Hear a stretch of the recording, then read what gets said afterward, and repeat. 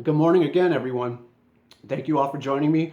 Of course, I am your host, or you're not going to want to miss this one.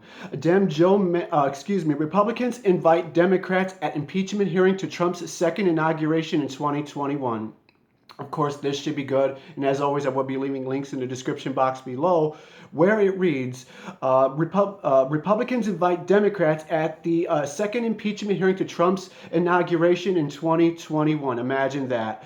Representative Ken Buck, a Republican of Colorado, invited his Democratic colleagues to attend President Donald Trump's second inauguration in 2021 during the House Judiciary Committee's debate over articles of impeachment. Of course, last night, as many of you probably watched, we heard from both sides of the party. And of course, as the Democrats were speaking, we kept hearing all these life stories coming from these guys, but never mind all that.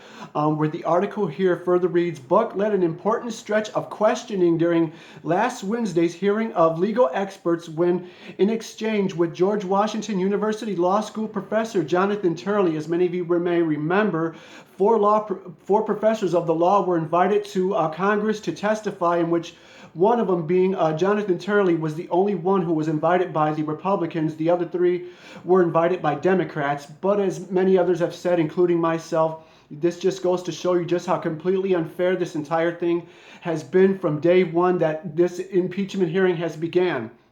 But of course, you want to talk about bias and you want to talk about abuse of power, then look no further than the Democrat Party. But before we go on any further, the article here further reads, he made the point under the Democrats' weak standards of abuse of power for political benefit. Of course, this was abuse of power.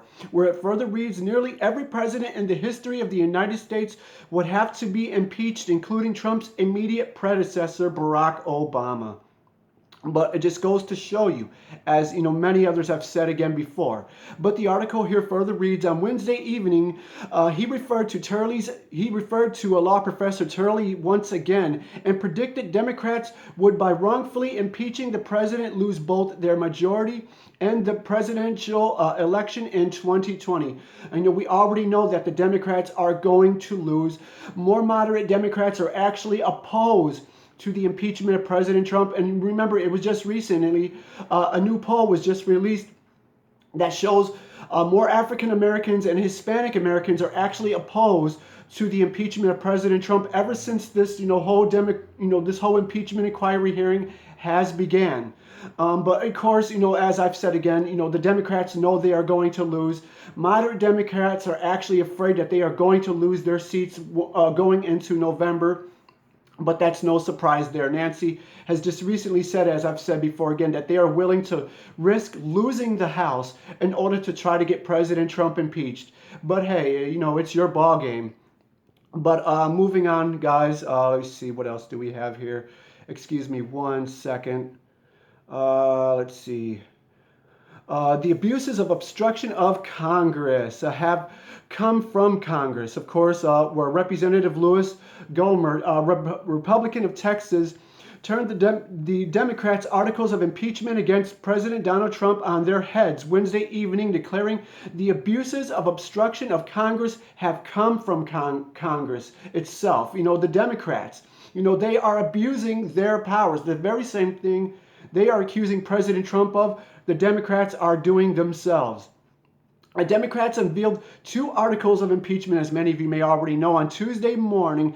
They did not, as they had suggested they would, offer articles alleging bribery and obstruction of justice, rather than they accused the president of abuse of power and obstruction of Congress now. So as I've said again, never mind bribery and obstruction of justice, that's all out the window. The whole testimony between Vindman and Sondland and the four professors of law, that it was just a big waste of time.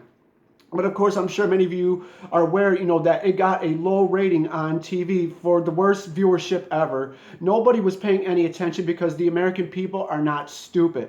But as always, guys, I will be leaving links in the description box below where you can read further into this yourself. But with that being said, please do subscribe. Be sure to hit that bell for notifications, and please do stay tuned. God bless.